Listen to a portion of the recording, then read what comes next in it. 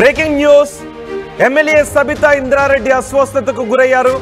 కేసీఆర్ ఇంట్లో నిన్న జరిగిన మీటింగ్ కు హాజరైన తర్వాత అక్కడ లంచ్ చేసి బయలుదేరారు బీఆర్ఎస్ నేతలు. సబితా ఇంద్రారెడ్డి కూడా ఎర్రవెల్లి ఫామ్ హౌస్ లో లంచ్ చేశారు. ఆ తర్వాత ఇంటికి వెళుతూ అస్వస్థతకు గురైనట్టుగా తెలుస్తోంది. కేసీఆర్ ఇంట్లో సబితకు ఫుడ్ పాయిజన్ జరిగిందని చెప్తున్నారు. నిన్న ఎర్రవెల్లి ఫామ్ హౌస్ లో కేసీఆర్ మీటింగ్ కు సబితా ఇంద్రారెడ్డి కూడా హాజరయ్యారు. పార్టీ లీడర్లకు కేసీఆర్ ఇంట్లో లంచ్ ఇచ్చారు. తిరుగు ప్రయాణంలో సబిత అస్వస్థతకు గురయ్యారు. మార్గ మధ్యంలోనే ఆర్వీఎం హాస్పిటల్కు సబితను తరలించారు. అక్కడ చికిత్స అందించారు. అన్ని పరీక్షలు చేసిన తర్వాత ఫుడ్ పాయిజన్ అయినట్లుగా వైద్యులు నిర్ధారించారు. సబితకు ట్రీట్మెంట్ చేస్తున్న దృశ్యాలు కూడా మన ఆర్టీవీ స్క్రీన్లో చూడొచ్చు. ఫామ్ హౌస్లో బీఆర్ఎస్ నేతలందరూ కూడా హాజరయ్యారు. భవిష్యత్ కార్యాచరణను ఏ విధంగా రూపొందించాలనే విషయంపై కేసీఆర్ నేతలకు దిశానిర్దేశం చేశారు. అలాగే బడ్జెట్ సమావేశాల్లో ఎటువంటి వ్యూహాన్ని అవలంబించాలి ఇవన్నీ కూడా నిన్న మాట్లాడారు. ఆ తర్వాత నేతలంతా లంచ్ చేసి తిరుగు ప్రయాణం అయ్యారు. తిరుగు ప్రయాణంలో సబితా ఇంద్రారెడ్డి అస్వస్థతకు గురయ్యారు. వెంటనే ఆమెను ఆర్వీఎం ఆసుపత్రికి తరలించి చికిత్స అందించారు. వైద్యులు ఆమె తీసుకున్న ఆహారం కారణంగానే ఆమె అస్వస్థతకు గురైనట్టుగా నిర్ధారించారు. మా ప్రతినిధి మహేష్ ఉన్నారు పూర్తి సమాచారం అందించడానికి. మహేష్, ప్రస్తుతం సబిత ఆరోగ్యం ఎలా ఉంది? ఆమె తీసుకున్న ఆహారం గురించి ఏం చెబుతున్నారు? రోహిత్, నిన్నటి రోజు సిద్దిపేట జిల్లాలో ఉన్నటువంటి కేసీఆర్ వ్యవసాయ క్షేత్రంలో బీఆర్ఎస్ సంబంధించిన ముఖ్య నాయకుల సమావేశం నిర్వహించడం జరిగింది. దానికి మాజీ ముఖ్యమంత్రి కేసీఆర్ సారథ్యంలో మాజీ మంత్రులు అటు ఎమ్మెల్యేలు కూడా హాజరైన పరిస్థితి ఉంది.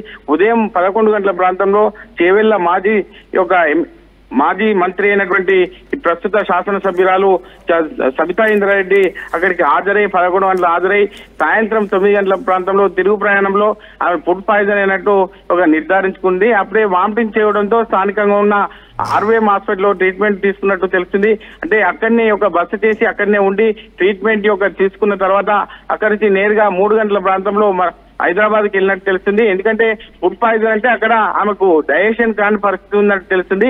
గతంలో కూడా తెలంగాణ భవన్లో ఇటువంటి సంఘటన చోటు చేసుకుందని తెలుస్తుంది. ఆమె హెల్త్ కండిషన్ బాగాలేకపోవడం. పాయిజన్ జరిగిందా లేకపోతే డైజెషన్ ప్రాబ్లం ఉందా, మరేదైనా అనారోగ్య సమస్య ఉందా? ఎందుకంటే ఆ సమావేశానికి వెళ్ళిన వాళ్ళందరికీ ఎవరు కూడా అస్వస్థతకు గురి కాలేదు.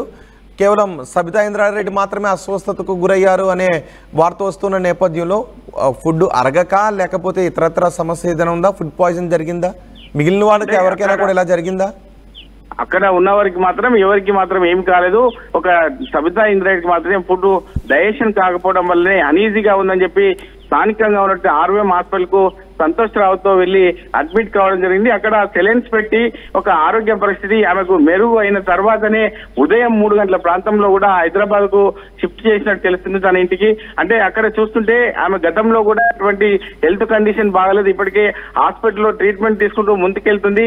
కానీ ఫుడ్ పాయిజన్ కాలేదు అనే డైజెషన్ కాకపోవడం వల్లే ముందస్తుగానే హాస్పిటల్ కు ఆర్వీఎం హాస్పిటల్కి వెళ్లి ట్రీట్మెంట్ తీసుకున్న పరిస్థితి ఉంది. ఇప్పుడైతే సబితా ఇంద్రారెడ్డి హెల్త్ కండిషన్ మాత్రం క్యూర్ అయినట్టు స్థానిక డాక్టర్లు కూడా చెప్తున్న పరిస్థితి మనకు తెలుస్తుంది. రోహిత్, రైట్ మహేష్. ఎమ్మెల్యే సబితా ఇంద్రారెడ్డి అస్వస్థతకు గురయ్యారు. కేసీఆర్ ఇంట్లో మీటింగ్కు హాజరైన తర్వాత అక్కడ లంచ్ చేసి తిరుగు ప్రయాణమైన సమయంలో సబితా ఇంద్రారెడ్డి అస్వస్థతకు గురయ్యారు. నిన్న ఎర్రవెల్లి ఫామ్ హౌస్లో కేసీఆర్ మీటింగ్ నిర్వహించారు.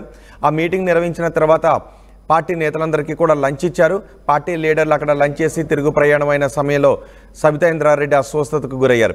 మార్గ మధ్యంలోనే ఉన్న ఆర్వీఎం హాస్పిటల్కి సబితను తరలించారు. అన్ని పరీక్షలు చేసిన తర్వాత ఫుడ్ పాయిజన్ కారణంగా ఆమె అస్వస్థతకు గురైనట్టుగా వైద్యులు చెప్పారు. ప్రస్తుతం సబితా ఇంద్రారెడ్డి కోలుకుంటున్నారు.